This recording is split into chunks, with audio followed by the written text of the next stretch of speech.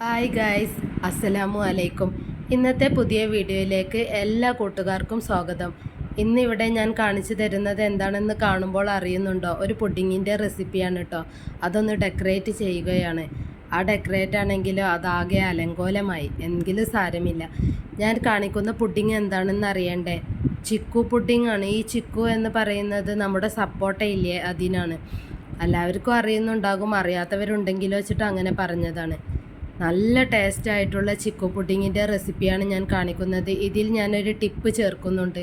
അത് കാരണം തന്നെ ഈ പുഡിങ്ങിന് അപാര ടേസ്റ്റാണ്.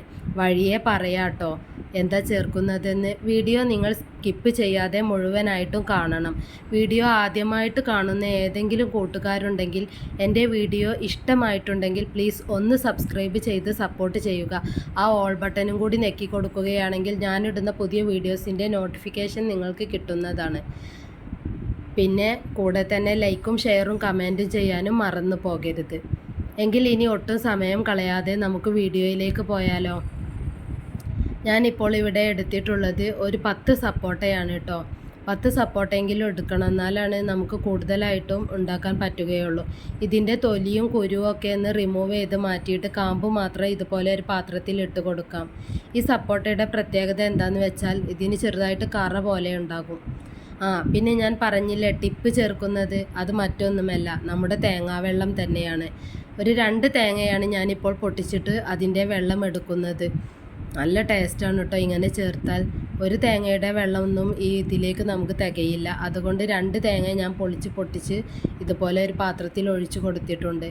കരടൊന്നും നമുക്ക് പ്രശ്നമല്ല. ഇത് പൊട്ടിച്ച് ഒഴിച്ചതിന് ശേഷം അരിപ്പ വെച്ചിട്ട് നമുക്കൊരു ഗ്ലാസ്സിലേക്ക് അരിച്ച് മാറ്റാവുന്നതാണ്. തേങ്ങാവെള്ളം മസ്റ്റായിട്ടും ചേർത്തിട്ട് പുഡിംഗ് ഉണ്ടാക്കി നോക്കൂ, നല്ല ടേസ്റ്റാണ്.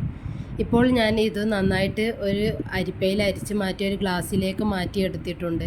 ഇനി ഇതവിടെ മാറ്റി വെക്കാം. ഇനി നേരത്തെ നമ്മൾ തയ്യാറാക്കിയ ആ സപ്പോട്ട ഇല്ലേ, അത് നമുക്ക് മിക്സിൻ്റെ ജാറിലേക്ക് ആദ്യം ചേർത്ത് കൊടുക്കാം. ഇതൊന്ന് ഇട്ട് കൊടുത്തതിന് ശേഷം ഇനി വേണ്ടത് പഞ്ചസാരയാണ്. ഇതിപ്പോൾ മധുരമുള്ളതാണ്, എങ്കിലും പഞ്ചസാര ചേർത്ത് കൊടുക്കണം. പുഡിങ്ങിന് കുറച്ചൊക്കെ മധുരം വേണം, അതാണ് ടേസ്റ്റ്. ഇനി ഒരു 3 ടേബിൾ സ്പൂണോളം പഞ്ചസാര ചേർത്ത് കൊടുക്കാം. എന്നിട്ട് തേങ്ങാവെള്ളവും ചേർത്ത് കൊടുക്കാം. തേങ്ങാവെള്ളവും മധുരമുള്ളതാണ്. ഇനി എല്ലാം കൂടി നന്നായിട്ടൊന്ന് അടിച്ചെടുക്കാം. നന്നായിട്ട് ഫൈനായിട്ട് തന്നെ ഒന്ന് അടിച്ചെടുക്കണം. ഇതുപോലെ ഈ അടിച്ചെടുത്തത് നമുക്കിനി ഒരു പാത്രത്തിലേക്ക് മാറ്റാവുന്നതാണ്. ഇനി നമുക്ക് ഇതിലേക്ക് ആവശ്യമായിട്ടുള്ളത് വാനില എസൻസ് ആണ്. ഇനി ഇതിൽ നിന്നും ഒരു 2 ഡ്രോപ്പോളം ഇതിലേക്ക് ഒഴിച്ചു കൊടുക്കാം. എന്നിട്ട് ഒരു സ്പൂൺ വെച്ചിട്ട് നന്നായിട്ടൊന്ന് ഇളക്കി യോജിപ്പിക്കണം. ഇതും കൂടി ചേർക്കുമ്പോൾ നല്ല ടേസ്റ്റാണ് കേട്ടോ. ടേസ്റ്റ് കൂടാൻ വേണ്ടിയാണ് ഇങ്ങനെ ചെയ്യുന്നത്. ഇനി ഇതും നമുക്കവിടെ മാറ്റി വെക്കാം. ഇനി ഞാൻ ഇപ്പോൾ കോൺഫ്ലവർ വെച്ചിട്ടാണ് പുഡിംഗ് ഉണ്ടാക്കിയെടുക്കുന്നത്. ഈ കോൺഫ്ലവറിൽ നിന്നും ഞാൻ ഒരു 3 വലിയ ടേബിൾ സ്പൂണാണ് കോൺഫ്ലവർ എടുക്കുന്നത്. സ്പൂണിൽ നിന്നും കോൺഫ്ലവർ എടുക്കുമ്പോൾ ഒരു കാര്യം ശ്രദ്ധിക്കണം, നിറയെ എടുക്കണം, വടിച്ചിട്ട് എടുക്കരുത്. നിറയെ തന്നെ 3 ടേബിൾ സ്പൂൺ എടുക്കണം. ഇപ്പോൾ 3 ടേബിൾ സ്പൂൺ എടുത്തു. ഇനി ഇതിലേക്ക് കുറച്ച് സാധാ നോർമൽ പച്ചവെള്ളം തന്നെയാണ് ഞാൻ ഒഴിച്ചു കൊടുക്കുന്നത്. നമുക്ക് കോൺഫ്ലവർ പച്ചവെള്ളത്തിലും അല്ലെങ്കിൽ പാലിലും നമുക്ക് ഇതുപോലെ കലക്കിയെടുക്കാവുന്നതാണ്. എങ്ങനെ കലക്കിയെടുത്താലും നമുക്ക് സാധനം സെറ്റായി കിട്ടും കേട്ടോ. ഇനി ഇത് നന്നായിട്ടൊന്ന് മിക്സാക്കി എടുക്കണം. എനിക്ക് ഈ ഏത് പുഡിംഗ് ഉണ്ടാക്കുന്നതിലും കോൺഫ്ലവർ ചേർത്ത് ഉണ്ടാക്കുന്ന പുഡിങ്ങാണ് കൂടുതൽ ഇഷ്ടം. കാരണം ആ പുഡിങ് ഒരു ജെല്ലി പോലെയാണ്. അതാണ് നാവിലിട്ടാൽ അലിഞ്ഞു പോകുന്ന ആ ഒരു ടേസ്റ്റ് കിട്ടണമെന്നുണ്ടെങ്കിൽ കോൺഫ്ലവറിൽ തന്നെ ഉണ്ടാക്കിയെടുക്കണം. ഇനി ഒരു പാത്രത്തിലേക്ക് നമുക്ക് പാലൊഴിച്ച് കൊടുക്കാം. 1 കപ്പ് പാലാണ് ഞാൻ എടുത്തിട്ടുള്ളത്. അത് ഒരു പാത്രത്തിലേക്ക് ഒഴിച്ച് കൊടുക്കാം. എന്നിട്ട് നേരത്തെ നമ്മൾ അടിച്ച് വെച്ചിട്ടുള്ള ആ ഒരു മിക്സിയില്ലേ, അതും കൂടി ഇനി ഇതിലേക്ക് ചേർത്ത് കൊടുക്കാം. എന്നിട്ട് നന്നായിട്ടൊന്ന് ഇളക്കി കൊടുക്കണം. പാലും കൂടി ചേർത്ത് ഇതുപോലെ ഒന്ന് ഇളക്കി കൊടുത്തപ്പോൾ മധുരം എനിക്ക് കുറച്ച് കുറവായിട്ട് തോന്നി. എൻ്റെ സ്പൂൺ കുറച്ച് ചെറുതായിരുന്നു മധുരം ചേർക്കുന്നത്, അതുകൊണ്ടായിരിക്കും.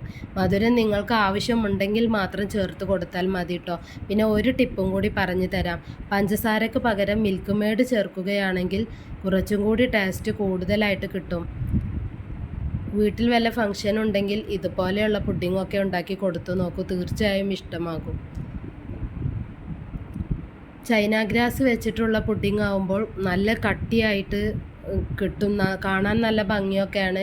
പക്ഷേ എനിക്ക് കഴിക്കാൻ ടേസ്റ്റായിട്ട് തോന്നിയിട്ടുള്ളത് ഇങ്ങനെയാണ്. ഇനി നമുക്കിത് അടുപ്പിലേക്ക് മാറ്റാം. അടുപ്പിലേക്ക് മാറ്റിയതിന് ശേഷം ഇനി നേരിയ തീയിൽ വെച്ചിട്ട് വേണം ഇത് ഉണ്ടാക്കിയെടുക്കാൻ. നേരിയ തീയിൽ വെച്ചിട്ട് നന്നായിട്ട് ഇതൊന്ന് ചൂടാക്കിയെടുക്കാം. തിളപ്പിക്കേണ്ട ആവശ്യമില്ല. ഞാൻ ഇതിന് മുമ്പ് ഇട്ട എൻ്റെ പുഡിങ്ങിൻ്റെ വീഡിയോയിലൊക്കെ ഞാൻ പറയുന്നുണ്ട്. അതുപോലെ തന്നെയാണ് ഇതും ചെയ്തെടുക്കുന്നത്. ഇനിയിപ്പോൾ ഇത് നന്നായിട്ട് ചൂടായി വന്നിട്ടേ ഉള്ളൂ, തിളപ്പിച്ചിട്ടില്ല. ഈ സമയത്ത് നമുക്ക് കോൺഫ്ലവർ ഒന്നും കൂടി ഒന്ന് സ്പൂൺ വെച്ച് ഒന്ന് ഇളക്കി കൊടുക്കാം, കട്ടയില്ലാതിരിക്കാൻ വേണ്ടിയാണ്.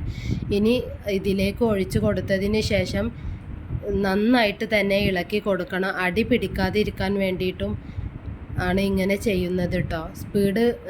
ഗ്യാസ് അടുപ്പിൻ്റെ സ്പീഡ് വളരെ കുറച്ച് വെച്ചിട്ട് വേണം ചെയ്തെടുക്കാൻ. എന്നിട്ട് നന്നായിട്ട് ഇതുപോലെ ഒന്ന് ഇളക്കി കൊടുക്കണം. പെട്ടെന്ന് തന്നെ കുറുകി കിട്ടുന്നതാണ്. ഇപ്പോൾ ഇതാ നന്നായിട്ടൊന്ന് തിക്കായി വന്നിട്ടുണ്ട്. ഒത്തിരി തിക്കാക്കേണ്ട ആവശ്യമൊന്നുമില്ല. പിന്നെ നമ്മൾ ഫ്രിഡ്ജിൽ വെച്ചിട്ടും സെറ്റാക്കി എടുക്കുന്നുണ്ടല്ലോ. ഈ ഒരു പരുവത്തിൽ നമുക്ക് കിട്ടിയാൽ മതി. ഇപ്പോൾ ഇത് നന്നായിട്ട് തിക്കായി വന്നിട്ടുണ്ട്. ഇനി നമുക്ക് തീ ഓഫ് ചെയ്യാവുന്നതാണ്. സെറ്റ് ചെയ്യുന്ന പാത്രത്തിലേക്ക് ഇനി നമുക്ക് ഇതൊന്ന് ഒഴിച്ചു കൊടുക്കാം. ഇതുപോലെയാണ് നമുക്ക് കിട്ടേണ്ടത്. ഇതിലും തിക്ക് വേണമെന്നുണ്ടെങ്കിൽ ഒന്നും കൂടി കുറുക്കിയെടുത്താൽ മതി. ഇനിയിപ്പോൾ എല്ലാം ഞാൻ ഒഴിച്ചു കൊടുത്തു. ഇനിയിപ്പോൾ മുകളിൽ കാണാൻ അങ്ങനെ ഇരിക്കുന്നില്ല. അതിന് നമുക്ക് സ്പൂണിൻ്റെ ബാക്ക് ഭാഗം വെച്ചിട്ട് തന്നെ ഇതുപോലെ ഒന്ന് ലെവലാക്കി കൊടുത്താൽ മതി. പിന്നെ ഞാൻ സാധാരണ പറയുന്ന മെത്തേഡ് തന്നെ, അത് ഞാൻ വീഡിയോയിൽ കാണിക്കുകയാണ്. പെട്ടെന്നൊന്ന് ഇത് തണുത്ത് കിട്ടണമെന്നുണ്ടെങ്കിൽ ഒരു പാത്രത്തിൽ കുറച്ച് തണുത്ത വെള്ളം ഒഴിച്ചു കൊടുത്താൽ മതി. എന്നിട്ട് ഈ സെറ്റ് ചെയ്ത പാത്രം ഒന്ന് ഇറക്കി വെച്ചിട്ടുണ്ടെന്നുണ്ടെങ്കിൽ പിന്നെ നന്നായിട്ട് തണുത്ത് കിട്ടിക്കോളും. കുറച്ചൊന്ന് തണുത്ത് ഫ്രിഡ്ജിലേക്ക് മാറ്റുന്ന സമയത്താണ് നമ്മൾ ഇതുപോലെ ഡെക്കറേറ്റൊക്കെ ചെയ്തെടുക്കേണ്ടത്. ഡെക്കറേറ്റൊക്കെ നമുക്ക് ഇഷ്ടമുള്ള രീതിയിലൊക്കെ ചെയ്തെടുക്കാം, കയ്യിലുള്ളതൊക്കെ വെച്ചിട്ട് തന്നെ. ഇപ്പോൾ ഇത് നന്നായിട്ട് സെറ്റായി കഴിഞ്ഞിട്ടുണ്ട്. ഇനി ഇത് ഫ്രിഡ്ജിലേക്ക് മാറ്റുകയാണ്. ഫ്രിഡ്ജിലേക്ക് മാറ്റിയതിന് ശേഷം ഒരു 3 മണിക്കൂറെങ്കിലും ഫ്രിഡ്ജിൽ നന്നായിട്ട് സെറ്റായി കിട്ടട്ടെ. ഇപ്പോൾ തന്നെ കണ്ടില്ലേ, ഫ്രിഡ്ജിലേക്ക് മാറ്റുമ്പോൾ തന്നെ ഇത് കുറച്ച് സെറ്റായി കിട്ടിയിട്ടുണ്ട്. അപ്പോൾ ഒരു 3 മണിക്കൂർ മതി. നന്നായിട്ട് വീണ്ടും സെറ്റാവണമെന്നുണ്ടെങ്കിൽ ഒരു 5 മണിക്കൂറെങ്കിലും വെച്ചോളൂ. ഇപ്പോൾ നന്നായിട്ട് സെറ്റായി കിട്ടിയിട്ടുണ്ട്. നമ്മുടെ അടിപൊളിയായിട്ടുള്ള സപ്പോട്ട പുഡിങ്ങിൻ്റെ റെസിപ്പിയാണ് ഇപ്പോൾ ഞാൻ നിങ്ങൾക്ക് കാണിച്ചു തന്നത്. കഴിക്കാനും നല്ല ടേസ്റ്റായിരുന്നു കേട്ടോ. ഇതിൻ്റെ ടേസ്റ്റ് പറഞ്ഞാൽ മനസ്സിലാവില്ല. വീഡിയോ ഇതുപോലെ കണ്ടൊന്ന് ഉണ്ടാക്കി കഴിച്ചു നോക്കൂ, അപ്പോഴാണ് മനസ്സിലാവുക. നല്ല ടേസ്റ്റായിട്ടുള്ള പുഡിങ് ഇവിടെ റെഡിയായി കഴിഞ്ഞു. ഇനി ഞാൻ പുതിയൊരു വീഡിയോ ആയിട്ട് വരാം. അതുവരേക്കും ബായ്.